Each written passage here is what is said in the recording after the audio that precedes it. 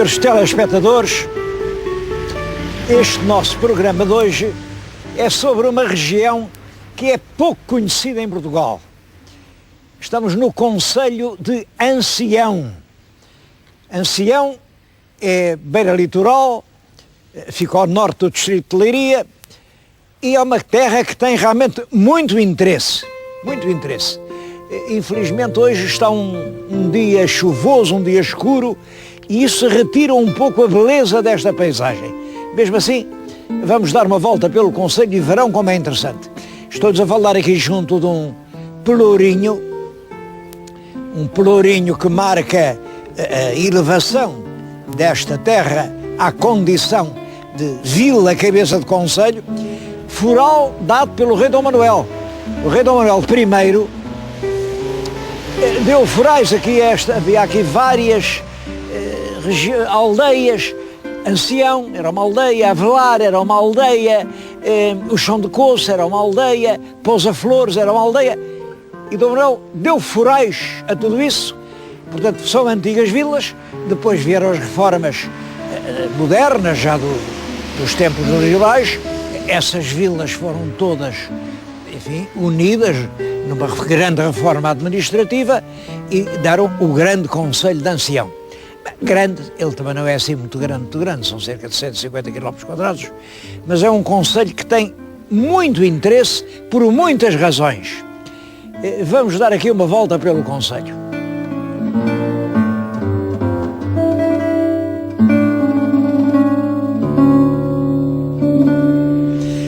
Durante muito tempo, esta palavra ancião escrevia-se com um C curvo. Depois, não há muito tempo, saiu um decreto a dizer que não era C, que era com um S. Agora, a grafia oficial é ancião com um S. Bom, eu, para dizer a verdade, hoje oficialmente é ancião com S. Mas eu não estou muito certo disso. Não, realmente não estou. Realmente, ancião com C quer dizer um velho, uma pessoa com muita idade. Por exemplo, eu sou um ancião. Bom, e isto prende-se com uma lenda bonita, uma lenda da Rainha Santa Isabel. Estou-lhes a falar aqui junto de uma ponte românica. Passava aqui a estrada que ia de Lisboa até Coimbra e, portanto, sem dúvida, muitas vezes a Rainha Santa Isabel, com o seu séquito, passou aqui por esta estrada. Ora bem, há uma lenda, diz que a rainha chegava aqui, apiava-se lá da sua liteira, descia estas escadinhas e ali há aquele tanque, vem ali um tanque, e a Rainha Santa Isabel, quando aqui passava, queria sempre ali lavar os pés. Bom, e além disso, aqui perto, em alguma destas casas, não sei, vivia um homem muito velho, e a rainha ia lá a esse velho, a esse ancião, e entregava-lhe uma esmola. E foi, por causa da rainha, dizer, quero parar no sítio do ancião, no sítio do velhinho, que isto ficou ancião. Claro que é uma lenda poética, uma lenda popular, uma lenda sem o mínimo fundamento. Não tem o mínimo fundamento. Não é por isso que a terra se chama Ancião, com certeza. Mas pode haver outras razões. A palavra ancião, que vem diretamente do latim, também queria dizer, em certa altura da nossa evolução histórica, o conjunto dos velhos respeitáveis que dirigiam uma localidade. Como sabem, depois de destruída a organização visigótica, as terras ficaram entregues aos seus próprios moradores. E esses moradores, enfim, tinham problemas para resolver, os problemas dos pastos, os problemas dos pousios, os problemas da rotação das culturas, o problema do forno, o problema da justiça, o problema da reparação dos caminhos, o problema das pontes, e tinham um grupo de vizinhos mais respeitáveis que faziam um concílio, daí é que vem conselho, um conselho. Essa é que é a origem dos nossos conselhos medievais. As pessoas mais responsáveis em cada lugar constituíam um pequeno grupo diretivo. E isso também se chamava ancião. É muito possível que esta palavra de ancião que se dá aqui não tenha nada a ver com a tal etimologia que se arranjou, porque os nossos sábios viram que há um documento do século XII, em que está escrito ancião com S. Ora, também eles sabiam que ancião é uma palavra, um nome próprio germânico. Germânico. Mas como é que os germânicos vieram aqui? Bom, estiveram. Os visigodos eram um povo germânico. E havia pessoas com esse nome de ancião. Portanto, calcularam, bom, isto deve ter sido algum homem de nome ancião que chegou aqui, tomou isto de presúria e disse, isto agora é meu. Bom, e ficou a terra do ancião. Eu devo-lhes dizer que entre a lenda do povo e a lenda dos sábios, não sei qual prefira. Nem nunca mesmo descobri bem quem é que sabe mais, se são os sábios ou é o povo.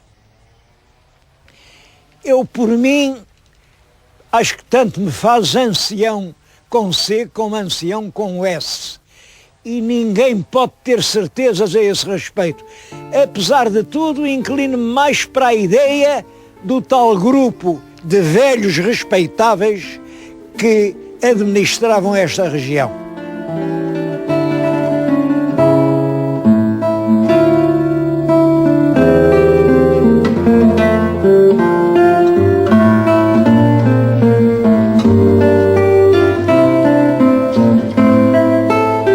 A região é extremamente interessante sob o ponto de vista histórico. Nós estamos aqui no centro da região que veio mais tarde a ser Portugal. Portanto, aqui podem-se documentar todas as épocas. E olhem aqui, o monumento mais antigo que apareceu é uma gruta ainda do Neolítico, portanto uma coisa de há 5 ou 6 mil anos. Puseram o nome de Gruta Cerâmica. Era uma gruta neolítica, portanto uma gruta que mostra que o povoamento aqui é antiquíssimo.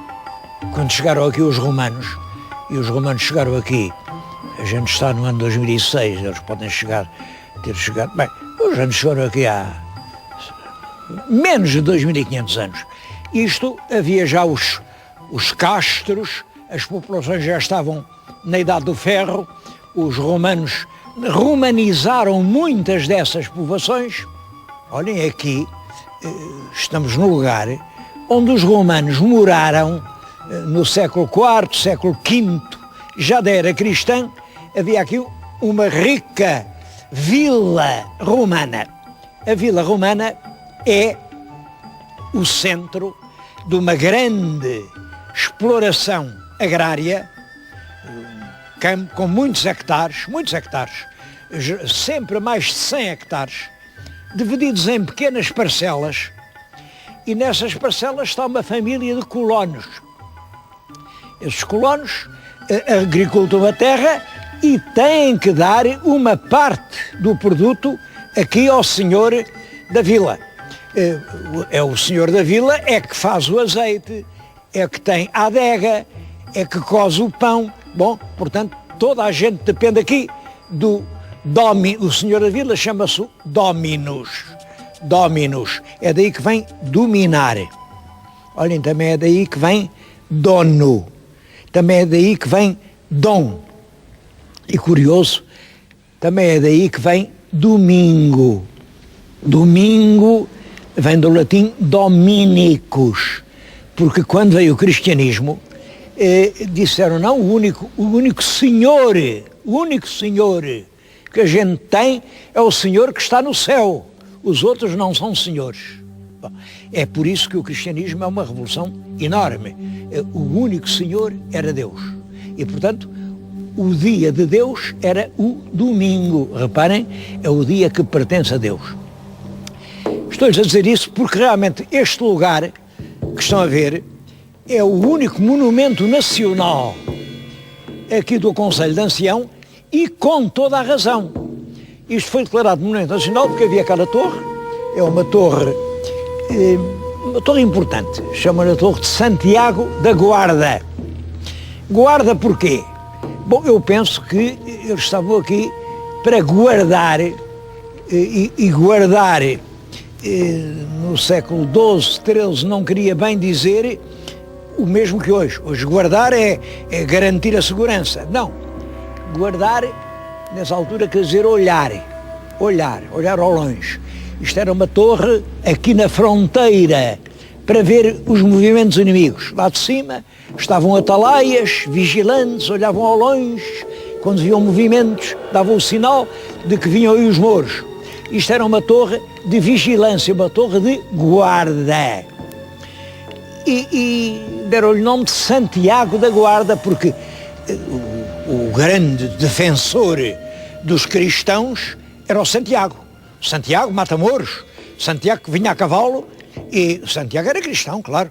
E quando os mouros vinham a atacar os cristãos muito aflitos diziam: valha-nos Santiago, venha-nos Santiago.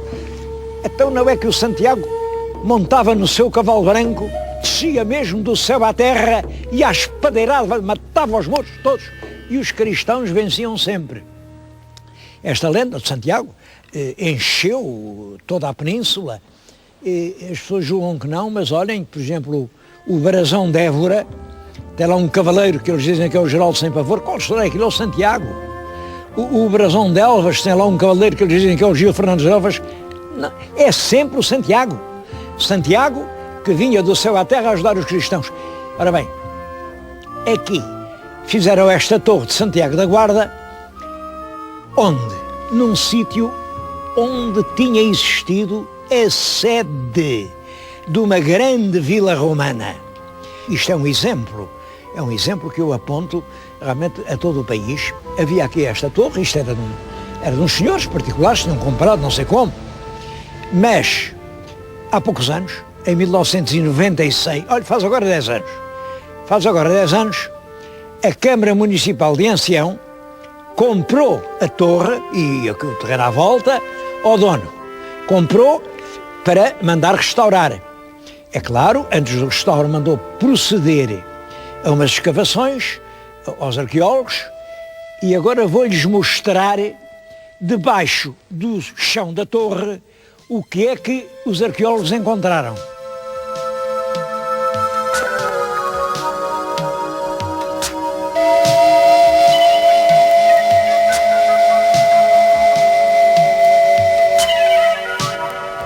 A cerca de 2 metros de profundidade começaram a aparecer pavimentos de mosaico romano.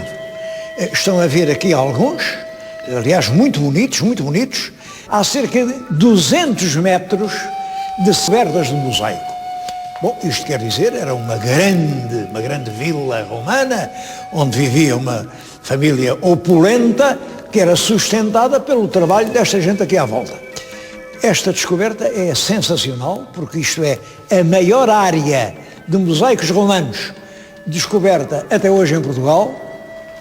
Há pouco tempo, isto foi descoberto em 2002, acho que 99% dos portugueses nunca viram isto, e isto realmente é muito interessante, porque, reparem, está lá embaixo o nível romano, aqui em cima vêem já as janelas onde se sentava o Conde de Castelo Melhor no século XVII. Isto é já dos fins da época romana. Calcula-se que é dos fins do século IV ou princípios do século V depois de Cristo. Portanto, do ano 300 e muitos ou já 400. Ora, devemos dizer que no século V já vieram os bárbaros.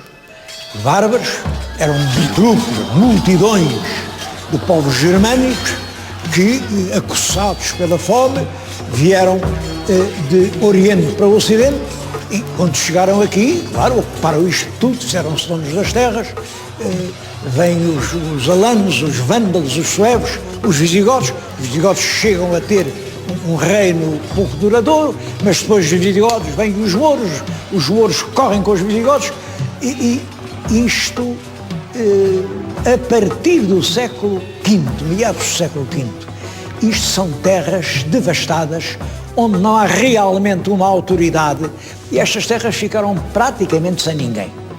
Bem, é nessa altura que os vizinhos se agrupam para resolver os problemas da vida comunitária e nascem, como já lhes disse, os conselhos medievais portugueses. Isso é um fenómeno que se dá entre o século IX, X, XII. Agora, uma história cristã, uma história portuguesa de ancião, isso só se dá já com o Dom Afonso Henriques. Dom Afonso Henriques é o primeiro rei de Portugal, toda a gente sabe. Toda a gente sabe, eu acho que agora até já há quem não saiba. Dom Afonso Henriques funda a monarquia portuguesa, dá já fural, ele dá um fural aqui já a estas terras, enfim, e altera-se completamente a vida, começa a estabilizar-se, criam as pequenas igrejas, mas o Dom Afonso Henriques tem grandes problemas, porque isto não tem uma população fixa. Então faz uma coisa, esta terra toda aqui, toda esta região aqui, é dada a um grande mosteiro que o Dom Afonso Henriques cria, que é Santa Cruz de Coimbra. Santa Cruz de Coimbra é fundada na época do próprio Dom Afonso Henriques, tem um grande papel na fundação de Portugal, é em Santa Cruz que se criam os quadros intelectuais para a jovem monarquia e, portanto, para sustentar Santa Cruz, também para civilizar e cultivar os territórios entrados agora de novo no Reino de Portugal, que o Dom Afonso Henriques dá isto a Santa Cruz. É claro, o senhor telespectador, o bem sei, está agora aí a pensar assim. E o que é que eu tenho com isso? Se ele desse a Santa Cruz ou tirasse a Santa Cruz, o que é que uma pessoa tem a ver com isso? O senhor telespectador está no seu direito de fazer perguntas. Eu gosto das perguntas dos telespectadores. Bom, mas eu também estou no meu direito de dar respostas. Não quer dizer que a minha resposta seja a verdade. É aquilo que eu penso e previno já de que, em regra, aquilo que eu digo é diferente daquilo que podem ler nos manuais. Bom, o que eu penso é que Santa Cruz de Coimbra era uma instituição monástica e o direito eclesiástico não lhes permitia vender. Eles tinham que explorar estas terras, mas não podiam vender grandes herdades. Não. Eles arrendavam, não se chamava arrendar, chamava-se afurar pequenas parcelas, um pequeno vale, um bocado, uma encosta de um monte onde se punham umas oliveiras, um terreno à beira, uma fazenda, uma corela à beira de uma ribeira, e aí, nesses pequenos espaços, foram surgindo pequenos núcleos de população. É isso que explica que estas regiões tenham hoje este povoamento extremamente disperso. Eu acho que já lhes disse que num concelho de 180 km há 180 lugares. Isto representa uma dispersão colossal, que vem exatamente daí. Pequenas parcelas, pequenas famílias de lavradores, trabalhando rudemente a terra para poderem trazer a sua parte. A Igreja recebia o dízimo, mas além do dízimo havia as primícias e havia sempre uma grande pressão tributária sobre estas populações. É por isso que aqui no Conselho de Ancião ninguém procure palácios, não há palácios. Ninguém procure grandes igrejas, não. É tudo, enfim, obra modesta de gerações e gerações de pequenos chineses que, com o suor do seu rosto, foram pondo estes solos agrestes a dar pão, a dar vinho e a dar fruto. Porque é o cultivo do pão, é o cultivo do azeite, dos grandes olivais, ainda hoje já abandonados, mas há ali milhares e milhares de oliveiras nos socalcos desses montes, e era o vinho. era a principal região. É claro que esses pequenos lavradores precisavam sempre todos de ter também um espaço que não fosse de A nem B nem C, que fosse de todos. Era lá que iam buscar a lenha, eram lá que iam buscar a pedra. E isso é muito curioso, e acho que é o único sítio de Portugal em que isto se pode encontrar. Há aqui perto uma região que se chama, imaginem, nem mais nem menos que Val de Todos. Vamos ver o Val de Todos.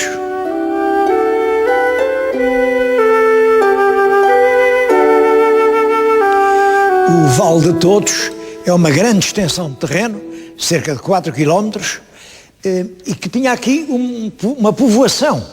A povoação chama-se Torre de Val de Todos. Havia uma grande torre, provavelmente daquelas torres medievais para defender o território, uma torre de olhar ao longe. Hoje não há vestígios dessa torre. O que é curioso é que aqui nesta região, que era para todos, os povos uniram-se para fazer uma igrejinha, uma pequena igreja, e no século XVI adquiriram uma imagem de Nossa Senhora da Graça de um grande mestre da época, João de Roão. É uma das mais famosas peças do grande mestre de Coimbra, João de Roão, está aqui na nossa frente, uma peça de pedra enorme, e é curioso como esta gente humilde, pobres agricultores, conseguiram ter um poder para trazer uma peça que já naquela altura, claro, era valiosíssima. Isto é da Escola de Coimbra e foi certamente trazido de Coimbra até aqui. A igreja conserva outras peças muito interessantes. Esta Trindade é uma coisa dos fins do século XV, princípios do século XVI. Quanto ao Val propriamente, eu gostava muito de o mostrar, mas não calculam a névoa densa que nesta altura se pôs.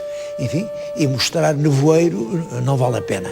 Vamos, portanto, terminar o nosso programa a falar de coisas de agora, coisas aqui de ancião.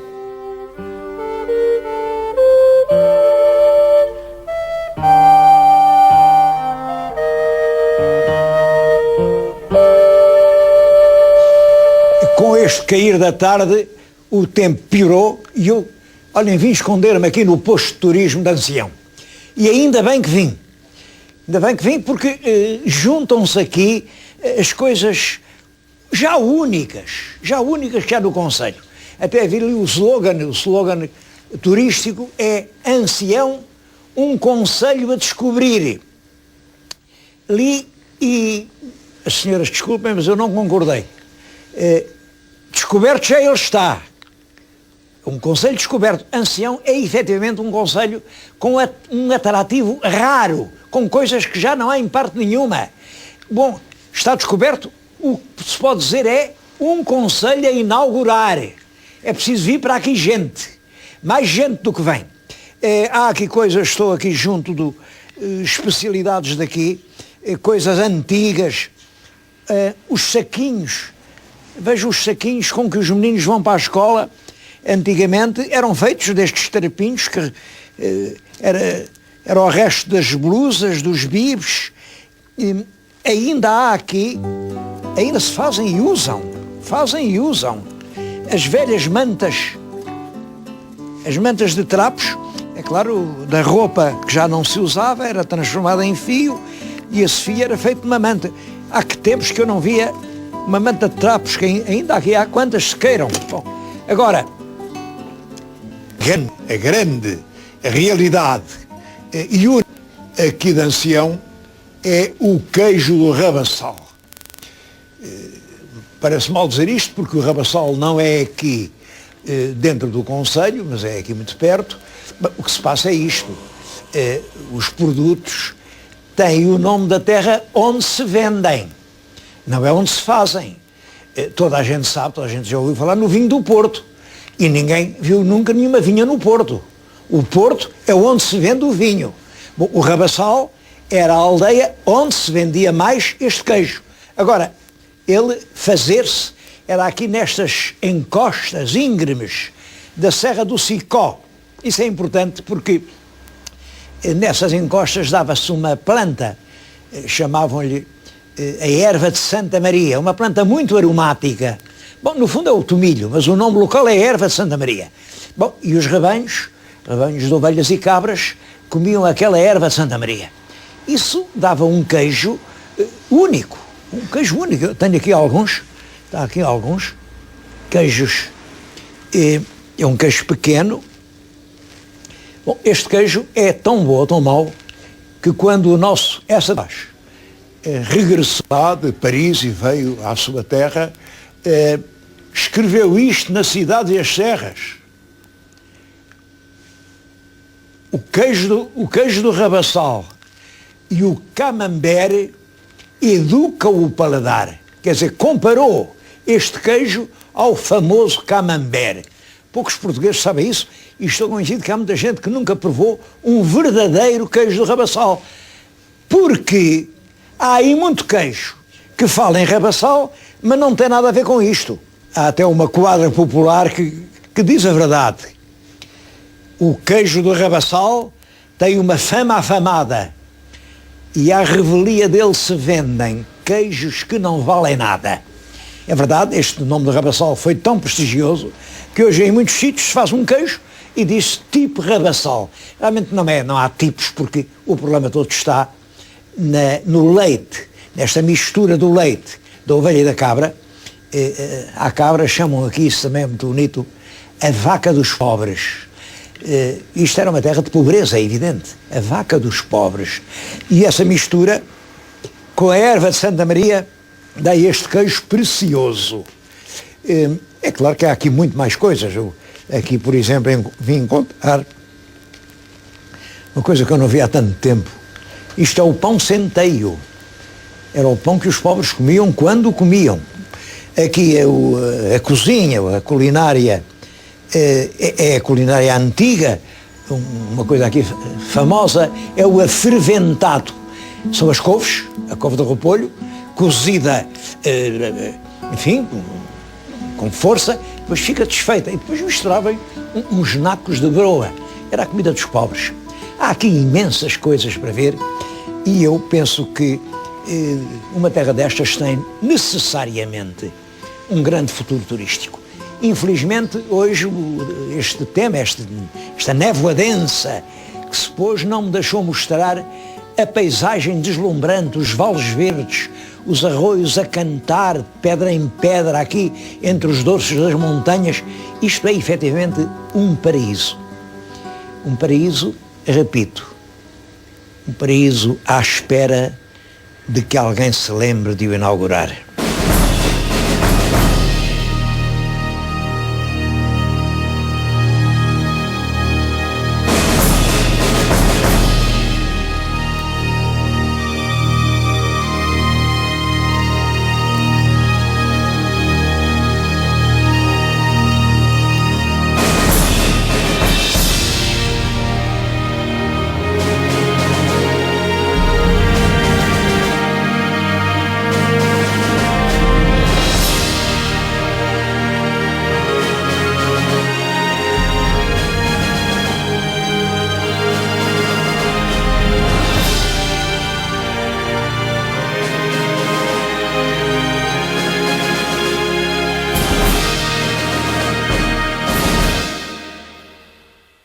Música